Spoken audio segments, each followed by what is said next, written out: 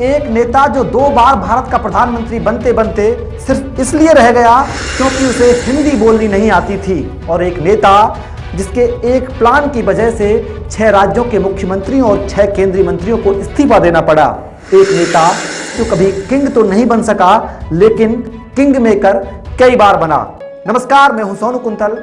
आप देख रहे हैं व्यूज इंडिया के पॉलिटिकल किस्सों की खास सीरीज, और आज मैं आपको सुना रहा हूं कांग्रेस के अध्यक्ष रहे के कामराज का किस्सा। के कामराज यानी कुमार स्वामी कामराज आजादी के बाद के शुरुआती दौर में देश के तमाम कद्दावर नेताओं में शुमार किया जाने वाला नाम, जिसने प्रधानमंत्री बनने का ऑफर सिर्फ इसलिए ठुकरा दिया था क्योंकि उन्हें हिंदी नहीं आती थी और ना ही अंग्रेजी बोल पाते थे। इनका मानना था कि देश के प्रधानमंत्री को हिंदी आनी चाहिए। हालांकि कामराज को अपने एक और खास काम कामराज प्लान के लिए भी जाना जाता है। सन 1962 के आम चुनाव में कांग्रेस ने बड़ी सफलता हासिल की थी, लेकिन चंद महीनों बाद चीन के साथ युद्ध हो गया जिसमें भारत को शिकस्त मिली, जिसका परिणाम यह हुआ कि 1963 में हुए लोकसभा के 3 उपचुनावों में कांग्रेस को हार का सामना करना पड़ा।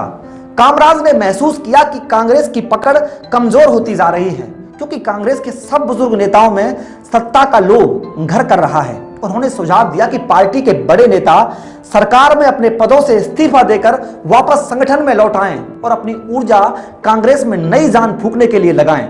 नेहरू को कामराज की योजना पसंद आई, जिसे नेहरू ने पूरे देश भर में लागू करने का मन बनाया, और इसी योजना को भारतीय राजनीति में कामराज प्लान के नाम से जाना जाता है। इस योजना के तहत 6 कैबिनेट मंत्रियों और 6 मुख्यमंत्रियों को इस्तीफा देना पड़ा था।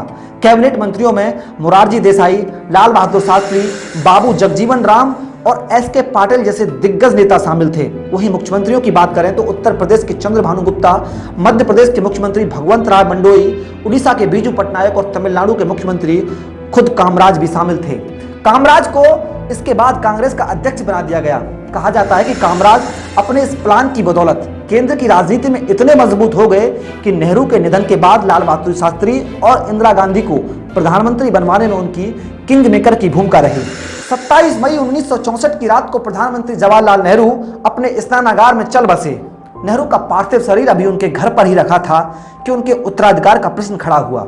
नेहरू के अंत्येष्टि के दिन त्यागराज मार्ग पर स्थित मोरारजी देसाई के घर के बगीचे और बरामदे में समर्थकों की भीड़ जमा थी।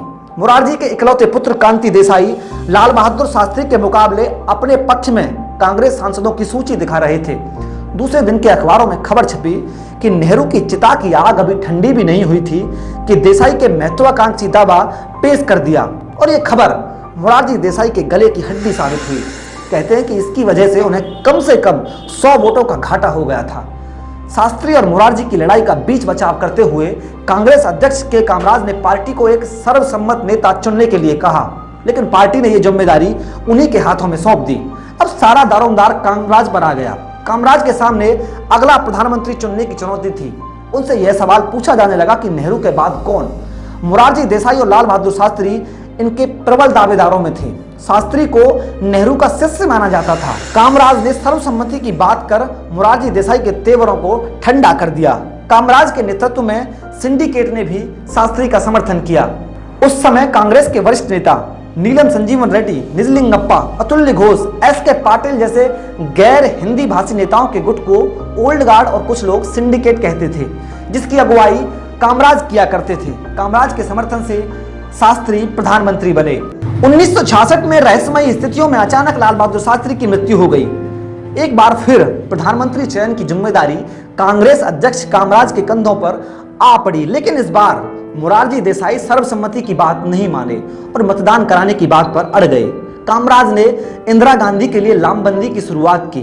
हालांकि सिंडिकेट ने इस बार कामराज के नाम का भी प्रस्ताव प्रधानमंत्री पद के लिए दिया था, लेकिन उन्होंने इसके लिए साफ इनकार कर दिया। कांग्रेस सिंडिकेट का ख्याल था कि प्रधानमंत्री उनमें से ही कोई होना चाहिए, लेकिन कौन? क्या कामराज? पर कामराज तो अपनी सीमाओं को जानते थे। उन्होंने पश्चिम बंगाल के नेता अतुल्य घोष से कहा था, जिसे ठीक से हिंदी और अंग्रेजी ना आती हो उसे देश का पीएम नहीं बनना चाहिए। इसलिए उन्होंने मतदान से अपना नाम वापस लेकर इंदिरा गांधी को आगे कर दिया था। लेकिन कामराज के कुछ करीबी किस्से को कुछ और ही तरीके से बयां करते हैं। उनका कहना था कि कामराज को डर था कि अगर मुकाबले की नौबत आई तो वो मोरारजी देसाई को नहीं हरा पाएंगे, जो कि उत्तर पश्चिम से आते थे। लेकिन उत्तर प्रदेश की होने के कारण इंदिरा गांधी उन्हें आसानी से मात दे सकती थी। कांग्रेस संसदीय पार्टी के इतिहास में पहली बार नेतृत्व की लड़ाई के लिए चुनाव हुआ। इंदिरा गांधी मोरारजी देसाई को मिले 165 मतों के मुकाबले 355 सांसदों का समर्थन पाकर देश की तीसरी प्रधानमंत्री बनी और कामराज दूसरी बार किंग मेकर की भूमिका में बने रहे। इसके बाद 1967 के लोकसभा चुनावों में कांग्रेस कई राज्यों में बुरी तरह चुनाव हार गई। लोकसभा में भी उसे महज 285 सीटें मिली। एस.के. पाटिल, अतुल्य घोष जैसे दिग्गज नेता चुनाव हार गए। खुद कामराज भी तमिलनाडु में अपनी गृह विधानसभा विरुधुनगर से चुनाव हार गए। इस बार इंदिरा ने दाव चलते हुए कहा, हारे हुए नेताओं को अपना पद छोड़ देना चाहिए। कामराज ने कांग्रेस अध्यक्ष का पद छोड़ दिया और निजलिंगप्पा नए कांग्रेस अध्यक्ष बने। मगर अंदर खाने अभी भी संगठन के फैसले कामराज ही ले रहे थे। लेकिन ऐसा लंबे समय तक नहीं चलने वाला था। संगठन और सरकार के बीच दूरियां बढ़ती जा रही थी। बैंकों के राष्ट्रीयकरण और प्रीवी पर्स समेत ऐसे तमाम मसले थे जिन पर वरिष्ठ नेताओं की अनदेखी से वो नाराज थे। महामहिम डॉक्टर जाकिर हुसैन की मौत के बाद हुए राष्ट्रपति के चुनाव में कांग्रेस संगठन और सरकार के बीच की खटास खुलकर सामने आ गई। संगठन ने आंध्र प्रदेश के नेता नीलम संजीवन रेड्डी को प्रत्याशी घोषित किया तो वहीं इंदिरा गांधी ने उपराष्ट्रपति वी गिरी को पर्चा दाखिल करने के लिए कहा। इंदिरा ने चुनाव के एक दिन पहले कांग्रेस जनों से अंतरात्मा की आवाज पर वोट डालने की अपील कर डाली। कांग्रेस के कैंडिडेट नीलम संजीवन रेड्डी चुनाव हार गए और वी गिरी चुनाव जीतकर राष्ट्रपति बन गए।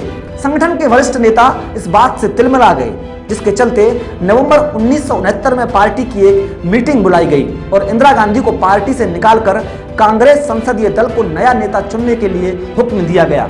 लेकिन इंदिरा गांधी इस राजनीतिक इम्तिहान के लिए पहले से तैयार थी। संसदीय दल की मीटिंग में उन्हें 285 में से 229 सांसदों का समर्थन मिला। बचे हुए वोट उन्होंने तमिलनाडु में कामराज की ध्रुव विरोधी पार्टी डीएमके से जुटा लिए।